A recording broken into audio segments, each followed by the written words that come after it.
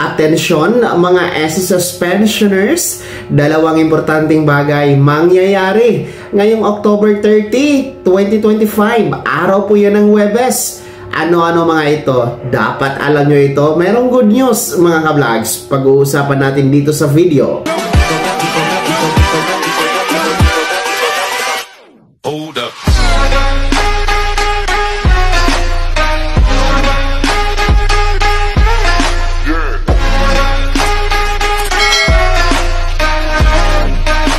Hello mga ka-vlogs! Welcome dito sa aking YouTube channel. Magandang araw po sa lahat ng mga manonood. San po kayong dako sa mundo? Kumusta kayo mga ka-vlogs?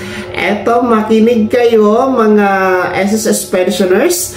Meron pong dalawang importanteng bagay na mangyayari po ngayong darating na October 30. Araw po yan ng Huwebes mga ka-vlogs. Mahalaga ito. Merong good news po ha. Kaya dapat tapusin nyo ang video na to ha. Mamaya-maya po yan. Pero kung bago ka pa lang dito sa aking YouTube channel o di kaya di ka pa nakasubscribe, i-click nyo muna ang ating subscribe button na nasa baba. Huwag kalimutan na pindutin ang notification bell.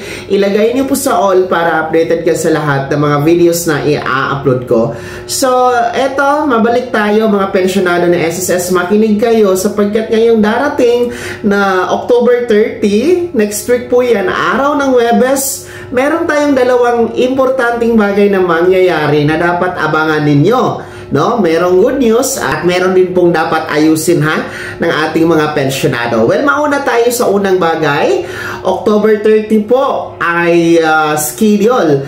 No? Last day po yan ng pag-comply ng SSS Annual Confirmation of Pensioners or SSS ACO. No? Para po ito sa mga merong buwan ng kapanganakan o magbe-birthday o nagbe-birthday ngayong buwan ng Oktubre at merong edad na 80 pataas. No? Mga 80 pataas lamang ha. Ang dami ko pa rin pong nababasa sa mga comment section natin. Marami din pong mga nagtatanong, nagpapadala ng tanong sa aking Facebook page Messenger kung kailangan ba nila mag-akop.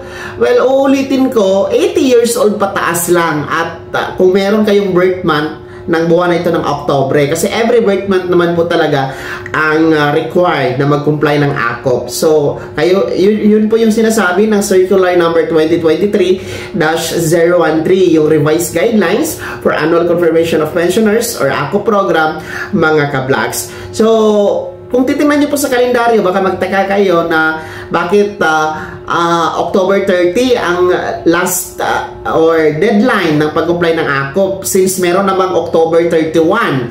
Well, ang October 31 mga ka-vlogs ay deklarado po yan ng Malacanang Palace, firmado ni Pangulong Bongbong Marcos under Proclamation number 727 na yan po ay special non-working holiday sapagkat yan po ay bispiras ng undas mga ka-vlogs. So holiday po lahat ng mga pampublikong tanggapan, kabilang na nga po ang SSS bilang pagbigay daan po sa undas, no? Undas 2025 na magaganap po November 1 to 2, which is mas maagang makakauwi sa probinsya o sa pamilya ang ating mga kababayan. Okay? Kaya nga po, aatras sa October 30 kasi yan ang last working day ni SSS. So please comply your ACOP. Agahan nyo na. Ngayon pa lang, no? Today is October 24. Huwag nang paabuti na October 30 para hindi po makaligtaan ang iyong ACOP. No? Tumungo na po sa pinakamalapit na branch ng SSS or di kayo naman po mag-set ng appointment para mag-video conference kay SSS, no? Especially for our abroad na mga ka-vlogs, no? Ating mga viewers dyan sa ibang bansa na hindi na kailangan mag-uwi para mag-comply ng ACOP. Pwede na po ang video conference mga ka-vlogs. So, please comply your ACOP para tuloy-tuloy ang pagtanggap ng buwan ng pensyon. Hindi mapuputol at of course, para siguradong matanggap nyo po ang inyong December 2025 13th month bonus mga ka-vlogs.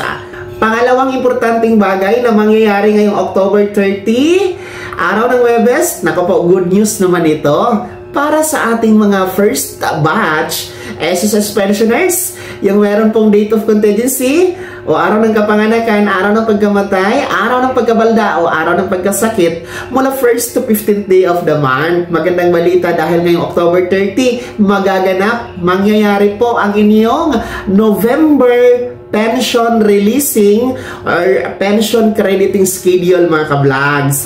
No? Good news yan mga first batch sapagkat ang inyong original crediting schedule na November 1 ay natapat po kasi sa Sabado. And yan po ay undas din po, holiday.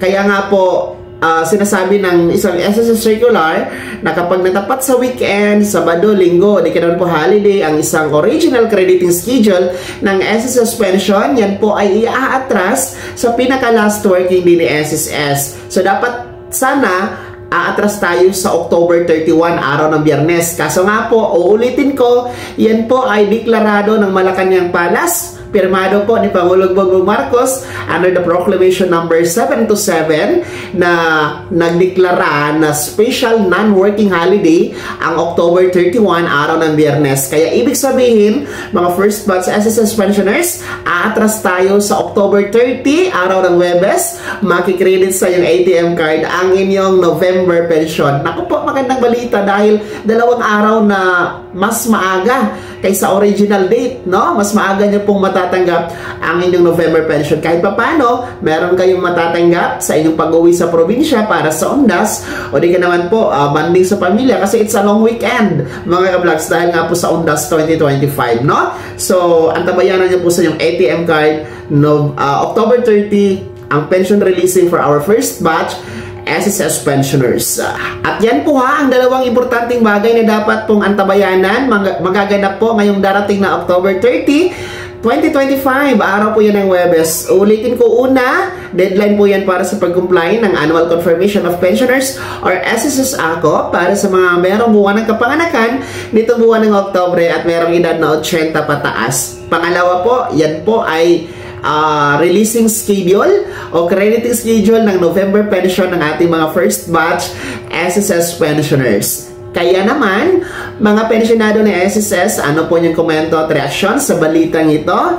Una po, sino sa inyo dito ang hindi pa nag-comply ng ACO hanggang sa ngayon? Naku po ha, meron ba? At ibahagi nyo nga sa comment section na nasa baba, bakit hindi pa rin kayo nagpa-ACO hanggang ngayon ha, mga October birthday celebrant? Pangalawa po, sino sa inyo dito ang kabilang sa first batch SSS pensioners? Kayo ba ay natutuwa sa mas maaga na pension crediting for November? Ibahagi niyo po sa comment section na nasa baba. Pakilakip ng buong pangalan at kung taga saan kayo. Bago ko magtapos sa video na to, kung gusto niyo pong sumuporta sa aking YouTube channel, maaari niyo pong i-click ang ating super thanks button na nasa baba. At kung gusto niyo pong maging miyembro, pwede. Click niyo po ang ating join button. Maraming perks dyan mga ka-vlogs. Be my member now. Sana'y naging gabay ang video na to kahit pa paano napag-uusapan natin ang mga mahahalagang bagay-bagay na may kinalaman sa pagiging miyembro, benepisyaryo at pensionado sa SSS. Kung hindi ka pa nakasubscribe dito sa aking YouTube channel, maaari nyo nang i-click ang ating subscribe button na nasa baba. Huwag kalimutan na pindutin ang notification bell. Ilagay nyo po sa all para updated ka sa lahat ng mga videos na i-upload ko. Maaari nyo ding i-like ang video na to at kung meron ka pa magkatanungan, maaari nyo i-komento sa comment section na nasa baba. Paki-follow na din po ang aking official Facebook page na nasa screen nyo. Muli po, ako si Daniel Timpawan na nagsasabing dito sa aking YouTube channel, Pawang Katotohanan at lahat totoo lamang.